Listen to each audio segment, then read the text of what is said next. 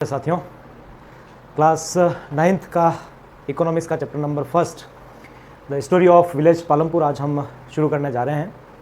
कुछ जो समझाने लायक चीज़ें हैं वो पहले ही मैंने नोट कर ली है इसमें, ताकि आपका मेरा दोनों का समय बच जाए। और पहले इस लेसन को हम समझ लेंगे, उसके बाद मैं आपको इसमें से नोट्स के थ्रू पूरा पढ़ा दूंगा कि क्या क्या इसमें मेन नोट्स हैं। उससे पहले इस चैप्टर को समझते हैं कि क्या इस चैप्टर में कहना चाह रहा है। देखिए, स्टोरी ऑफ विलेज पालमपुर एक गांव की कहानी है, एक ऐसा गांव जहां पर लगभग सभी तरह की जो फैसिलिटीज़ है वो अवेलेबल है। पालमपुर गांव जो लोकेटेड है, पालमपुर गांव के जस्ट पास में ही एक रायगंज करके एक टाउन है, एक शहर मान सकते हैं, मिनी शहर मान सकते हैं। और रायगंज के पास में ही क्या है, शाहपुर नाम से एक शहर है। डिस्टेंस जो है पालमपुर और रायगंज के बीच में वो है 3 किलोमीटर का। यानी कि पालमपुर के गाँव के लोग जिनको बेसिक नीड्स जो होती है, बेसिक तो पालमपुर में कंप्लीट हो जाती है, लेकिन कुछ इंपोर्ट करना हो, एक्सपोर्ट करना हो, जो जनरल चीज़ें होती है, वो सब लोग रायगंज में जाके लेके आ जाते हैं। रायगंज और पालमपुर वेल डेवलप्ड कनेक्टेड है, वो चाहे रोड के रिलेटेड हो या किसी जो यातायात के साधन हैं उनसे, ट्रांसपोर्ट से रिलेटेड हो, तो वो सभी कनेक्टेड है आपस में, तीनों पालमपुर, रायगंज और शाहपुर। वहीं बात करें हम शाहपुर की, जो कंडीशंस है, कौन सी कंडीशंस, फार्मिंग कंडीशंस, तो 75% जो वहाँ की पीपल्स है, यानी कि 75% जो लोग हैं यहाँ के, वो डायरेक्टली फार्मिंग से जुड़े हुए हैं, और 25% जो लोग हैं वो नॉन फार्मिंग एक्टिविटीज़ में जुड़े हुए हैं। फार्मिंग जो सभी कृषि कार्य से संबंधित है, और नॉन फार्मिंग जो कृषि कार्य से संबंधित नहीं है, जैसे कि कोई शॉप्स हो गया, कोई जो मिनी मैन्युफैक्चरिंग इंडस्ट्री होती है उसमें रिलेटेड हो गया, या किसी की जनरल स्टोर्स हो गई, किसी मेडिकल से रिलेटेड हो गया, कोई किसी फैक्ट्री में काम कर रहा है वैसे। तो इस तरीके से 75 और 25% का यहाँ पे रेशो है कि 75% फार्मिंग से जुड़े हुए हैं और 25% जो लोग हैं वो किससे जुड़े हुए हैं, नॉन फार्मिंग एक्टिविटी से। और वहाँ की जो फैमिलीज़ हैं, यानी कि वहाँ 450 फैमिलीज जो है वहाँ रहती है, और ये 450 फैमिलीज जो है वो रहती है। लेकिन 450 में से 80 फैमिलीज जो है वो अपर क्लास के हैं। अपर क्लास के यानी कि जो जिनके पास पूंजी ज़्यादा है, पैसा ज़्यादा है, जो उनके बड़े बड़े घर हैं, लैंड भी उनके बहुत बड़े बड़े हैं। उसके साथ में 150 फैमिली ऐसी है जो लोअर क्लास से है, लोअर क्लास यानी कि गरीब तबके से है, और उनके पास में जो घर हैं वो भी छोटे हैं, झोपड़ियों के रूप में वहाँ पे घर हैं। ठीक है, तो उसके साथ में ये हम देखते हैं नेक्स्ट कि जो पालमपुर विलेज है वो, उसमें फैसिलिटीज़ क्या क्या अवेलेबल है, यानी पालमपुर जो विलेज है उसमें क्या क्या फैसिलिटीज़ अवेलेबल है। यदि हम बात करें एजुकेशंस में, तो एजुकेशंस में वहाँ पर 2 प्राइमरी स्कूल्स हैं, है ना, 2 प्राइमरी स्कूल्स हैं और एक हायर स्कूल्स हैं। यानी टोटल संख्या कितनी हो गई, इन दोनों की मैं बात करूँ तो टोटल 3 स्कूल्स वहाँ पे अवेलेबल है। वहीं हम बात करें कि वहाँ पे हेल्थ डिपार्टमेंट कैसा है, तो हेल्थ डिपार्टमेंट की जब बात करते हैं तो वहाँ पे एक प्राइमरी जो हॉस्पिटल्स हैं वो अवेलेबल है, जो जिसका कौन रन करता है, तो गवर्नमेंट उसको रन करता है। वहीं हम बात करें कि एक प्राइवेट मेडिकल स्टोर्स वहाँ पे अवेलेबल है। तो यहाँ पे टोटल संख्या कितनी हो गई हेल्थ के मामले में, तो यहाँ पे 2 कंडीशंस हो गई, या दो जो है फैसिलिटीज यहाँ पे अवेलेबल है। स्कूल 3 तरह के अवेलेबल है, 2 प्राइमरी है, एक हायर स्कूल्स है। और वहीं हम बात करें हेल्थ की, तो हेल्थ में एक प्राइमरी हॉस्पिटल्स है और एक प्राइवेट मेडिकल है जो वहाँ पे अवेलेबल है। यदि हम टोटली इसकी बात करें तो टोटली इसकी बात की जाए तो ये वेल डेवलप तो नहीं है, लेकिन हम ये कह सकते हैं कि पालमपुर जो है वो फेयरली वेल डेवलपमेंट विलेज है। यानी कि इतनी फैसिलिटीज के बाद में हमें यह पता चलता है कि टोटली जो है डेवलप्ड तो नहीं है, लेकिन वो फेयरली वेल डेवलपमेंट विलेज जो पालमपुर है। वहीं हम बात करें इसके फर्स्ट टॉपिक की, ये तो हमने कंडीशंस देखी कि वहाँ पालमपुर में क्या क्या अवेलेबल है। तो वहीं हम बात करें फर्स्ट टॉपिक की, ऑर्गेनाइजेशंस ऑफ प्रोडक्शंस। यदि देखिए प्रोडक्शंस का ऑर्गेनाइजेशन पहले क्यों होता है ये समझ लेते हैं। ऑर्गेनाइजेशंस ऑफ प्रोडक्शंस का इसलिए अवेलेबल होता है क्योंकि डिमांड होती है लोगों की। जैसे जैसे लोगों की डिमांड बढ़ती जाएगी वैसे वैसे प्रोडक्शंस का क्या होता है, ग्रो होने लगता है। लेकिन यहाँ ये बात समझना जरूरी है कि अगर प्रोडक्शंस कर रहे हैं तो प्रोडक्शंस करने के लिए बेसिक नीड्स कौन सी है। तो सबसे पहले बात करें लैंड की। फर्स्ट कौन सा है, लैंड। यदि भूमि ही नहीं होगी तो वो प्रोडक्शन होगा कहां पर, कोई हवा में तो होने से रहा। तो सबसे पहले क्या है, लैंड अवेलेबल होना चाहिए। लैंड के साथ साथ में क्या अवेलेबल होना चाहिए, नेचुरल रिसोर्सेज। नेचुरल रिसोर्सेज वहां अवेलेबल होना चाहिए, यानी भूमि और भूमि से संबंधित जितनी भी चीजें हैं वो सारे एक जगह अवेलेबल होना चाहिए। अब भूमि और ये तो लेके आ गए, लेकिन अब सेकंड किसकी जरूरत पड़ेगी, लेबर की। ठीक है, मजदूर, लेबर, है ना, और लेबर की जरूरत पड़ेगी। लैंड लेके आ गए हम, और लैंड के बाद किसकी जरूरत पड़ेगी, लेबर की। और लेबर के बाद काम करें, यदि देखिए लैंड भी आ गया, लेबर भी आ गया, अब काम क्या है, तो काम उसके बाद हो जाता है फिजिकल कैपिटल के।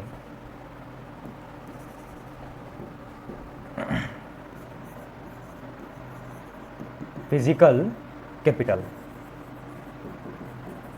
Physical capital. अब देखिए फिजिकल कैपिटल कितने टाइप के होते हैं, तो ये होते हैं दो टाइप के, एक तो होता है फिक्स कैपिटल और एक होता है वर्किंग कैपिटल।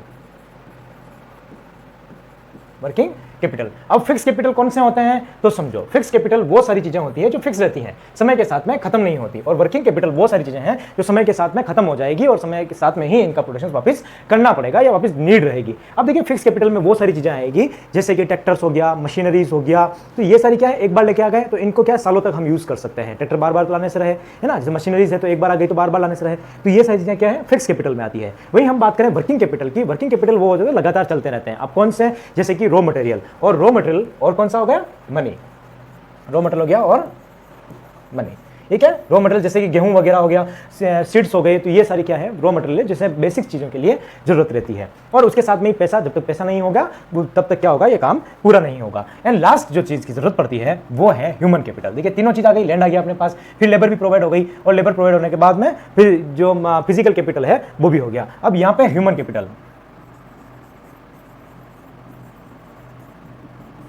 Human capital. अब आप कहेंगे सर क्या लेबर और ह्यूमन कैपिटल दोनों अलग अलग हैं, तो देखिए लेबर वो होते हैं जो जिनको काम बता दिया जाता है और वो करते रहते हैं, लेकिन ह्यूमन कैपिटल का मैं यहाँ पे ये बताना चाहता हूँ कि ह्यूमन कैपिटल जो नॉलेज बेसिस पे होता है, जिनका नॉलेज का यूज किया जाता है, वो ह्यूमन कैपिटल यहाँ पे काम होता है। तो एक ऑर्गेनाइजेशन ऑफ प्रोडक्शन के लिए क्या क्या जरूरतें होती है, तो सबसे पहले जरूरत होती है लैंड, लैंड के साथ में क्या होती है नेचुरल रिसोर्सेज की, उसके बाद क्या जरूरत पड़ती है लेबर की, और लेबर के बाद जो जरूरत होती है वो होती है फिजिकल कैपिटल की। फिजिकल कैपिटल में दो चीजें, फिक्स कैपिटल और वर्किंग कैपिटल, और वर्किंग कैपिटल के बाद में जो नॉलेज बेस्ड होती है वो होती है ह्यूमन कैपिटल की। तो आई होप आपको फर्स्ट पॉइंट समझ में आ गया होगा कि क्या चीजें होती है। चलते हैं नेक्स्ट स्लाइड पे, और नेक्स्ट स्लाइड पे टॉपिक नंबर 2 देखते हैं। टॉपिक नंबर 2 पे क्या कंडीशंस हैं कि फार्मिंग इन पालमपुर। अब पालमपुर में जो कृषि होती है वो किस तरह से होती है ये देखते हैं, है ना, फार्मिंग इन पालमपुर।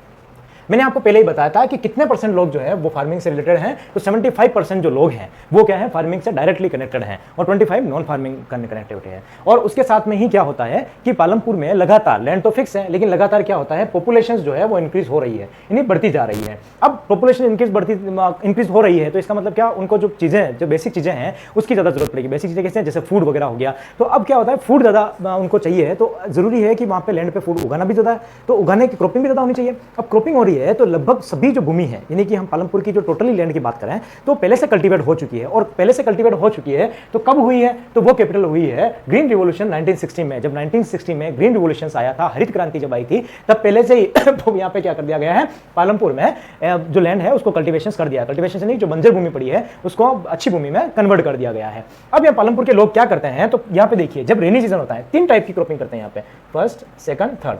फर्स्ट करते हैं रेनी सीजन में, सेकंड करते हैं अक्टूबर से दिसंबर, एंड लास्ट क्या कब करते हैं, विंटर सीजन में। अब ये क्या करते हैं लोग कि जो रेनी सीजन होता है उस समय ये उगाते हैं ज्वार और बाजरा, और वही बात करें दिसंबर की तो ये करते हैं पोटैटो का क्रॉपिंग, और विंटर सीजन की बात करें तो ये उगाते हैं व्हीट।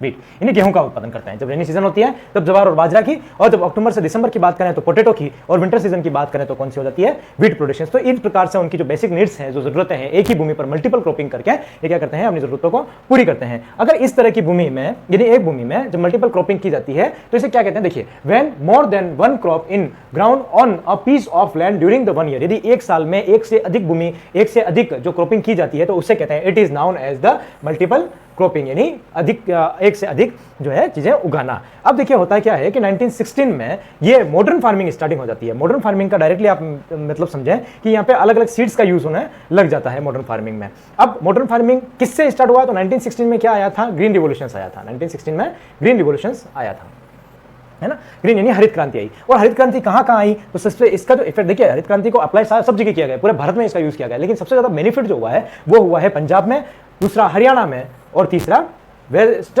उत्तर प्रदेश, जो वेस्ट यूपी है उसमें इसका प्रोडक्शन बहुत ही ज्यादा देखा गया ग्रीन रिवॉल्यूशन में।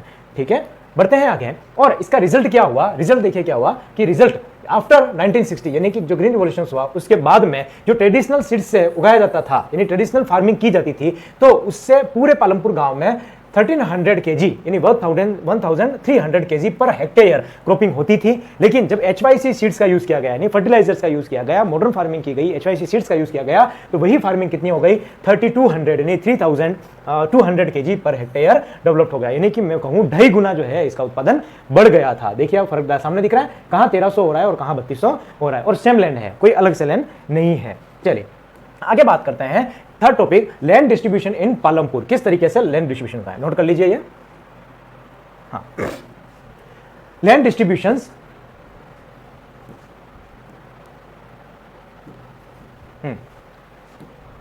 Land distributions in village Palampur, किस प्रकार से जो है वहां की भूमि का डिस्ट्रीब्यूशन किया गया है। देखिए मैंने आपको बताया था कि 240 जो फैमिली है उसमें से देखिए ऐसी वहां पे जो सभी लोग हैं उसमें से 150 फैमिली ऐसी हैं जो नो लैंड, किसी प्रकार की उनके पास भूमि नहीं है। और वहीं बात करें हम 60 फैमिलीज की, है ना, 60 फैमिलीज की बात करें तो उनके पास क्या है, जो 2 हेक्टेयर से ज्यादा की भूमि है। और वहीं बात करें 240 फैमिलीज की तो उनके पास क्या है, 2 हेक्टेयर से कम की भूमि है। मतलब समझे, यहाँ पे 150 फैमिलीज पूरे पालमपुर गांव में ऐसी है जहां पर किसी प्रकार के उनके पास लैंड नहीं है, यानी लोअर क्लास से वो बिलोंगिंग करते हैं।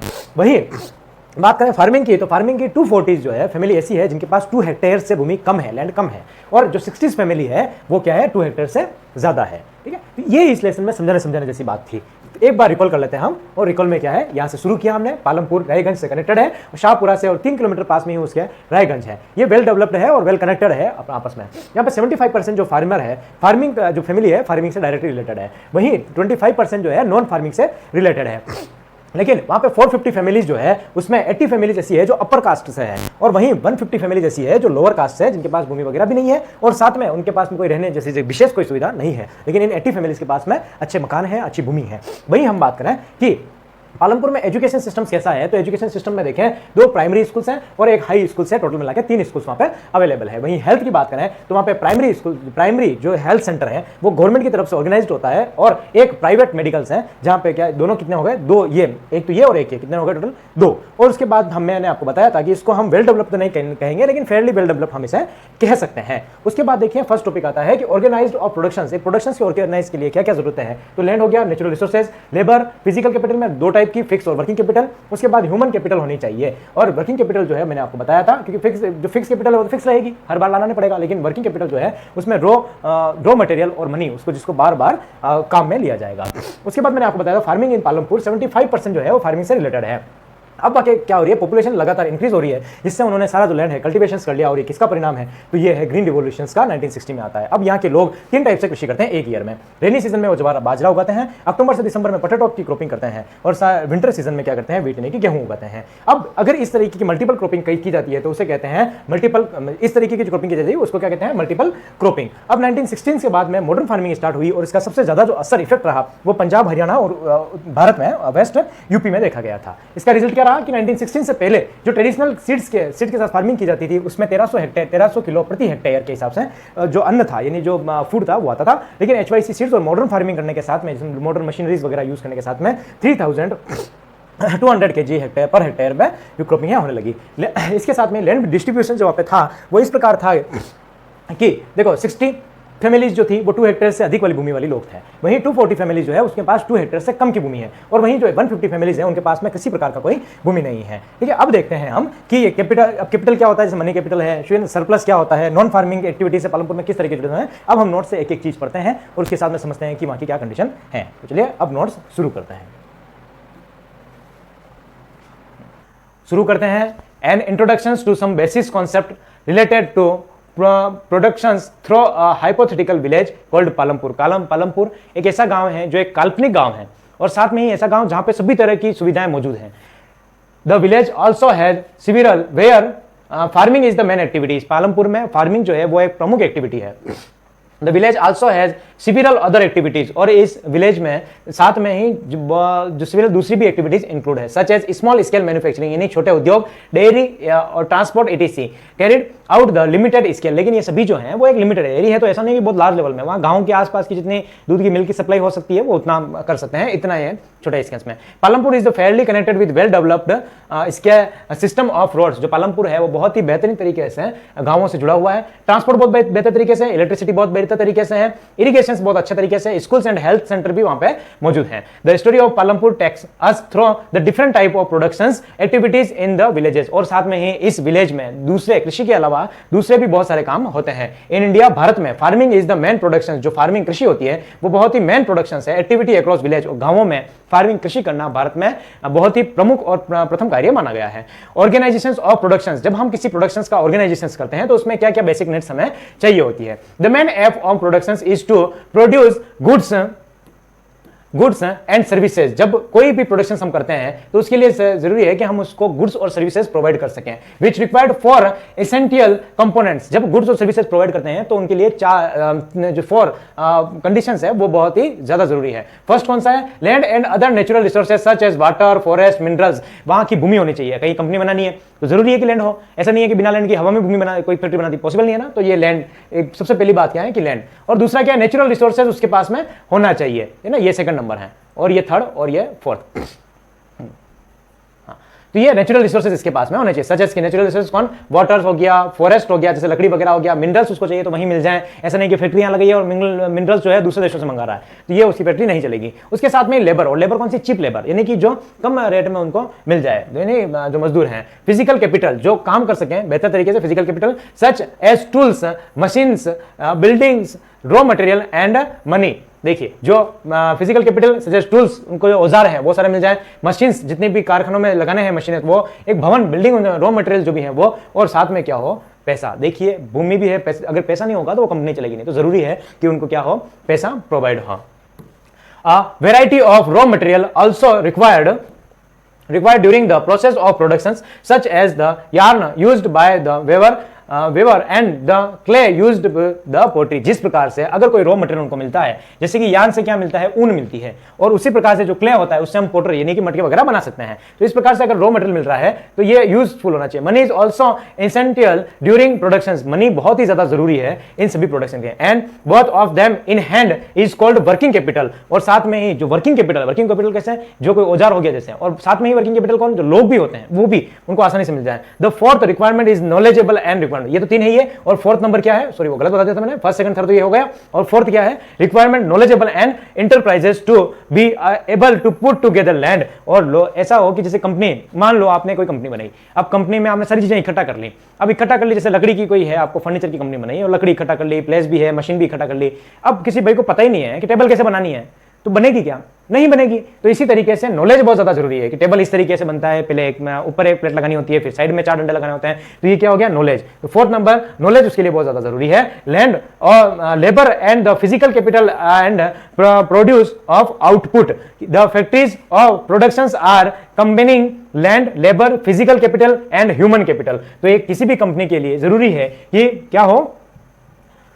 क्यों? वर्किंग कैपिटल हो, और वर्किंग कैपिटल के साथ में ही उसको लेबर प्रोवाइड हो गया, फिजिकल कैपिटल भी मिल जाए, है ना, ये सारी जो ह्यूमन कैपिटल है वो भी इनको मिल सके। तो ये 4 चीजें इसमें हैं। अगर कोई ऑर्गेनाइजेशन कर रहा है प्रोडक्शंस का, यानी कोई क्वेश्चन आ जाता है हाउ टू ऑर्गेनाइज प्रोडक्शंस, तो उसकी, या फिर what is the basic needs of organisation, production organisations या प्रोडक्शंस, तो इस प्रकार से आप 4 चीजें, सबसे पहले लैंड, फिर natural resources, second labour, third physical capital में ये सारी, फिर वर्किंग कैपिटल में क्या? नॉलेज और पीपल्स, है ना। तो इस प्रकार से ये 4 चीजें हैं।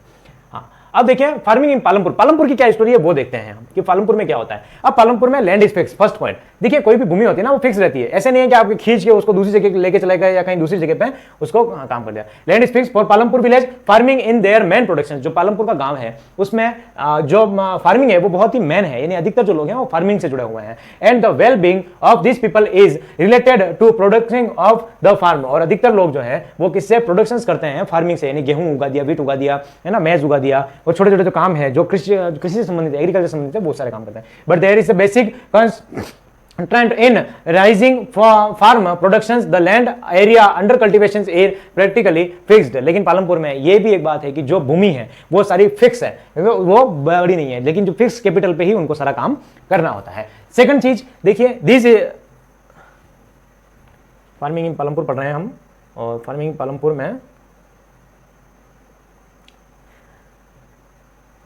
Is there a way one can grow more from the same land. क्या ये जरूरी है कि कोई व्यक्ति सेम लैंड पर अधिक कोई उपज सकते? मान लो ये भूमि है, मान लो इस प्रकार की भूमि है, यदि इस पे मैं कहूं 1 टन अनाज हो रहा है, तो ये क्या पॉसिबल है क्या कि इस पे मैं 2 टन अनाज कर सकूं? तो यस इट इज पॉसिबल। कैसे? यहाँ पे 1 टन में आप नेचुरल तरीके से कर रहे हैं फार्मिंग, लेकिन यहाँ पे मैं क्या करूंगा, HYC सीड्स का यूज करूंगा और साथ में फर्टिलाइजर्स और उनका यूज करूंगा, तो भूमि की कैपेसिटी क्या हो जाएगी, बढ़ जाएगी। Now in the rainy season kharif farmers grow जवार एंड बाजरा। खरीफ फार्मर्स में जो क्या लोग बाग क्या जवार और बाजरा उगाते हैं। Followed by the cultivations of potato between October and December, और साथ में ही लोग पोटैटो इसमें बिटवीन दिसंबर और अक्टूबर में इसके साथ में क्या कर ले कि पोटैटो, जैसे खरीफ और जवार तो उगा ही रहे हैं, लेकिन उसके साथ में पोटैटो जो सेलिंग करने के लिए वो भी उगाते हैं इन विंटर फार्मिंग। तो एक बात तो ये हो गई। दूसरा, और विंटर में क्या करें, in winter farm grow wheat and the part of the land is diverted the sugar cane, और जो विंटर टाइम है उसमें गेहूं तो उगाए हैं लोग, लेकिन उसके साथ में क्या शुगर कैन उगाते हैं। हार्वेस्टेड वंस एवरी ईयर, जो हार्वेस्टिंग है वो प्रत्येक साल होना चाहिए। Due to well developed irrigation, बहुत बेहतर तरीके से इरिगेशन होना चाहिए, सिंचाई होनी चाहिए। Farmers can grow 3 different crops, जो फार्मर्स हैं उसको 3 प्रकार की जो क्रॉप्स हैं वो उगानी चाहिए। साथ में electricity transformed the system of irrigation, जो इलेक्ट्रिसिटी है वो सिंचाई तक बहुत बेहतर तरीके से पहुंचनी चाहिए। Multiple cropping means the grow more than 1 crop on pieces of land. हम अगर मल्टीपल टाइप्स हैं अगर क्रॉपिंग करते हैं तो क्या होता है कि सिंगल क्रॉपिंग के अकॉर्डिंग हमें ज्यादा ही मिलता है। मल्टीपल क्रॉपिंग कैसे? जैसे मान लो जवार उगा दिया, बाजरा उगा दिया, इसके साथ में पोटैटो उगा दो, और उसके साथ में जैसे व्हीट उगा रहे हैं तो उसके साथ में क्या शुगर कैन उगा दो। तो इस तरीके से सारी चीजें हो जाए, ज्वार बाजरा पोटैटो, और साथ में वीट के साथ क्या कर रहा हूं, शुगर। और ये देखिए इरिगेशन बहुत बेटर तरीके से हो। अब इलेक्ट्रिसिटी की बात कर रहे हैं तो इसका मतलब क्या है, एडवांस टेक्नोलॉजी की बात कर रहे हैं हम, है ना। और उसके साथ में ही multiple cropping means the grow more than 1 crop of the pieces of land. जब हम एक से अधिक प्रकार की फसल उगाते हैं तो फसलें अधिक होती है। Another way for high yield, higher yield is the modern farming, जिसकी मैं HYC सीड्स की बात कर रहा था, है ना। तो HYC सीड्स हम modern farming in the later 1916 the green revolution हुआ था 1816 में, है ना। और इस ग्रीन रिवोल्यूशन में गेहूं और चावल में बहुत ज्यादा वृद्धि देखी गई थी। तो ग्रीन रिवोल्यूशन में introduced the Indian farmers to the cultivation of wheat and rice using high yield varieties. जो हाई यील्ड HYC सीड्स का यूज किया गया था, उसके सामने ही हम देखा था ग्रीन रिवोल्यूशंस में कि इससे जो अनाज है वो बहुत ही ज्यादा हो गया था। यदि मान लो 2300 टन कहीं अनाज हो रहा है, ठीक है, बेसिक्स है, अगर हम HYC सीड से करेंगे तो ये क्या हो जाएगा, 3300 टन हो जाएगा, यानी 3300 टन इसमें इंक्रीज हो जाएगा, बूस्ट हो जाएगा। तो ये एक तरीका हो सकता है कि हम सेम भूमि पर जो क्रॉपिंग है वो बढ़ा सकते हैं। अब थर्ड है will the land sustains, land को सस्टेंस, क्या जो लैंड है वो सस्टेंस होता है। Modern farming method have over used the natural resources base, जो नेचुरल तरीके से फार्मिंग होती है उससे ये जो है कौन सा, एक सेकंड ना, नेचुरल तरीके से जो फार्मिंग करते हैं उससे HYC सीड्स से जो यूज करते हैं वो ज्यादा नुकसानदायक है। Due to the increased use the chemical fertilizers the soil lost the its fertilizers। जब हम केमिकल का ज्यादा यूज करते हैं तो सोइल की जो पावर होती है वो खत्म होने लग जाती है। Natural resources like soil fertiliser and ground water were destroyed, क्योंकि देखिए केमिकल होता है तो केमिकल को पानी की आवश्यकता बहुत ज्यादा होती है ना। पानी की आवश्यकता ज्यादा होती है तो हम जमीन से ज्यादा पानी निकालने की कोशिश करेंगे, जिससे कि ग्राउंड वाटर का जो लेवल होगा वो डाउन होता चला जाएगा। And it very difficult to restore then, लेकिन अगर ग्राउंड वाटर एक बार डाउन हो गया तो ये बहुत ज्यादा मुश्किल हो जाएगा कि ये जिसको वापस रीस्टोर करना, यानी कि इसको वापस लाना। How is land distributed between the farmers of Palampur, जो पालमपुर के जो लोग हैं उसमें किस प्रकार से जो लैंड है वो बांटा गया है। देखिए ये स्मॉल फार्मर्स है, स्मॉल फार्मर्स वो लोग हैं जिनके पास 2 हेक्टेयर से कम की भूमि है, और जो मीडियम फार्मर और लार्ज फार्मर है इसमें क्या है 2 हेक्टेयर से इनकी भूमि ज्यादा है, ठीक है। और ये कितने लोग हैं, तो ये देखिए ये लोग कितने हैं 36% है, और बाकी ये लोग कितने हैं मीडियम और 20 ये बाकी के 80% जो लोग हैं वो सारे कौन है यहाँ पे जो मीडियम एंड लार्ज जो लार्ज फार्मर्स हैं। How is land distribute between the farmers of Palampur, Palampur में जो किस प्रकार से बांटा गया है। The land is important for any kind of farming, जो लैंड होता है किसी भी तरह की फार्मिंग में बहुत ज्यादा इंपॉर्टेंट होता है। In Palampur about one third of the family, 1/3 family कितने में से 450 में से, है ना, आर लैंडलेस, उनके पास किसी प्रकार की कोई भूमि नहीं है। मतलब कितने लोग हो गए 3 और 5 3, यानी कि 150 जो फैमिली है उनके पास क्या है किसी प्रकार की कोई भूमि नहीं है, वो किसी दूसरे पे काम किया है। Dalits have no land for cultivation, जो दलित लोग हैं उनके पास किसी प्रकार की भूमि नहीं है। और second 240 families cultivate small plots of land less than 2 hectare, और 240 जो लोग हैं जो फैमिलीज हैं उनके पास क्या हो गया, उनके पास नहीं है किसी भी प्रकार की भूमि नहीं है। 1/3 सही है, 3 1 और ये 5 15, ठीक है, सही है। हाँ, ये क्या 240 जो फैमिली है वो किसी प्रकार के उसके पास भूमि नहीं है, यानी कि 240 जो फैमिली है वो क्या है, small plots for land for 2 hectare in size, 2 hectare से कम की भूमि उनके पास है। In Palampur there are 60 families और मीडियम एंड लार्ज, जो 60 परिवार है वो ऐसे हैं जो क्या है उनके पास कल्टीवेशन 2 हेक्टेयर से अधिक की भूमि है इनके पास में। क्लियर? तो ये देखो कितनी हो गई, 240 और 60। ये ऐसे हैं 240 जिनके पास क्या है 2 हेक्टेयर से अधिक की भूमि है, 2 हेक्टेयर से अधिक की भूमि है, और ये क्या है 2 हेक्टेयर से कम की भूमि है इनके पास। तो 240 और 60 300, और 300 प्लस 150 450 होगा। यस, तो इतनी फैमिली है जो इस तरीके से डिस्ट्रीब्यूट कर रखा है इनको। क्लियर? बढ़ते हैं आगे। Yes, who will provide the labour, labour कौन प्रोवाइड करता है? Small farmers cultivator their own land, जो स्मॉल फार्मर्स होते हैं वो उनके कल्टीवेशन करते हैं उनके खुद की भूमि पर।